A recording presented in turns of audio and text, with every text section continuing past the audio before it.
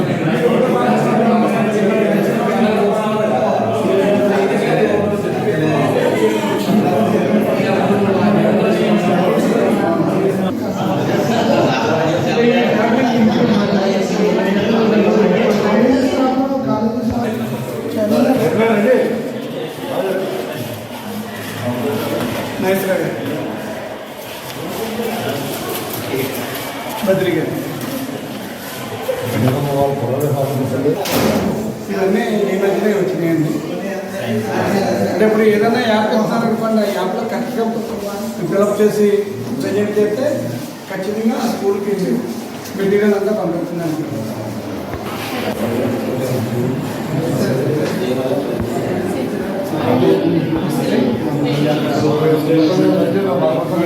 నా హృదయపూర్వక నమస్కారాలు తెలియజేసుకుంటున్నాను. అలాగే మన హెల్త్ డిపార్ట్మెంట్ వారు కూడా మన స్కూల్లో ఏ ప్రోగ్రాం పెట్టినా మనకు అందుబాటులో ఉండి వాళ్ళకు కూడా నా ప్రత్యేక ధన్యవాదాలు తెలియజేసుకుంటున్నాను. అలాగే మన స్కూల్లో స్ట్రెంత్ 344 మంది. 344 మంది పిల్లలకి ఇక్కడ 40 మంది తల్లిదండ్రులు కూడా లేరు. దానికి మనం చెప్పాలా, తల్లిదండ్రులు తెలుసుకోవాల్సిన బాధ్యత ఉంది. 344 మందికి 40 మంది కూడా తల్లిదండ్రులు లేరంటే వాళ్ళ పిల్లలు ఏదో పంపేస్తున్నాం, స్కూల్కి వెళ్తున్నారు, బ్యాగ్ కట్టుకుని వచ్చేస్తున్నారు అనుకుంటున్నారు అంతే. మీరు వెళ్ళి చెప్పండి అమ్మా, ఇంటి దగ్గర మీ తల్లిదండ్రులకి మీరు వెళ్ళి చెప్తే కొద్దిగా తెలుస్తుంది. వాళ్ళకి తెలియలేనప్పుడు మీరు చెప్పాలి వెళ్ళి. ఈ అవకాశం ఇచ్చినందుకు నాకు సెలవు తీసుకున్నాను. ఫస్ట్ మనం స్కూల్ లెవెల్లో రాసాను, నేను దానికి సెలెక్ట్ అయ్యాను మండల్ లెవెల్. నెక్స్ట్ మండల్ లెవెల్లో కూడా సెలెక్ట్ అయ్యాను.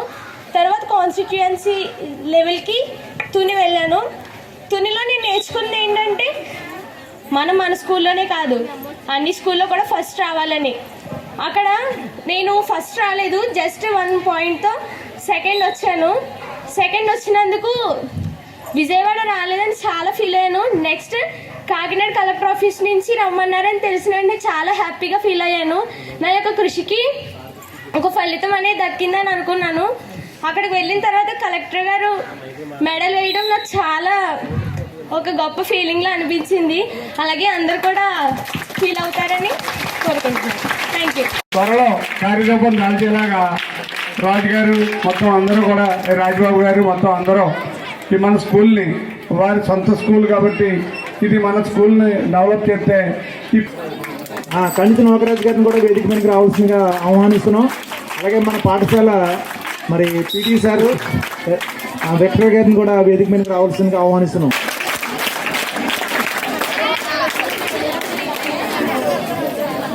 అలాగే మా పాఠశాలకి అతి చేరువలో ప్రభుత్వ ఆసుపత్రి ఉంది.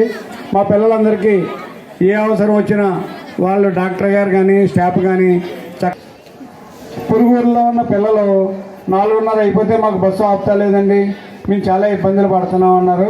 ఎందుకంటే ఈ చుట్టుపక్కల హిందీ పండిట్ పోస్టులు చాలా ఖాళీగా ఉన్నాయి. అందుకని హిందీ పరీక్షలు కట్టేవాళ్ళు చాలా తక్కువగా ఉన్నారని డిఈఓ గారు డివైఓ గారు చెప్తున్నారు. దానికి ఎక్కువ మంది తినేటట్టుగా కృషి చేస్తున్నాము. దానికి మీ తల్లిదండ్రులు అందరూ కూడా మాకు సహకరించాలి. కృష్ణారావు గారిని కూడా వేదిక మీదకి రావాల్సిందిగా ఆహ్వానిస్తున్నాం. అలాగే మన 6 to 9 తరగతులు స్లో లెర్నర్స్కి ఇస్తున్నాము.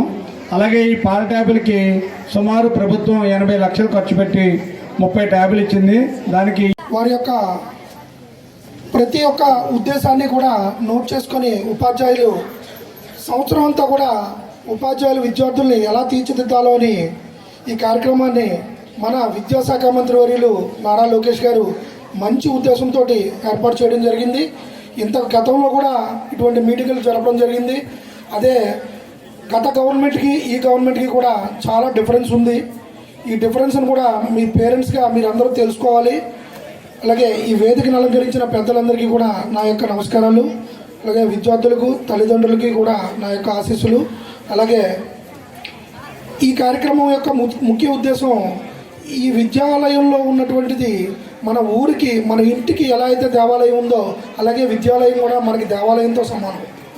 ఈ విద్యాలయం బాగుంటేనే విద్యార్థులు అందులో చదువుకోవడానికి వసతులు ఉంటేనే చదువుకొని రాణించి పెద్ద పెద్ద ఉద్యోగాలు చేయడానికి అవకాశాలు ఉంటాయి. కాబట్టి ఈ విద్యాలయం మనం శుభ్రంగా ఉంచుకోవాలి. అలాగే విద్య చెప్పే మాస్టర్లు కూడా ఏం చెప్తున్నారనేది ప్రతి ఒక్కరు పేరెంట్స్ ఇంటి దగ్గర ప్రతిరోజు కూడా రివ్యూ చేయాలి.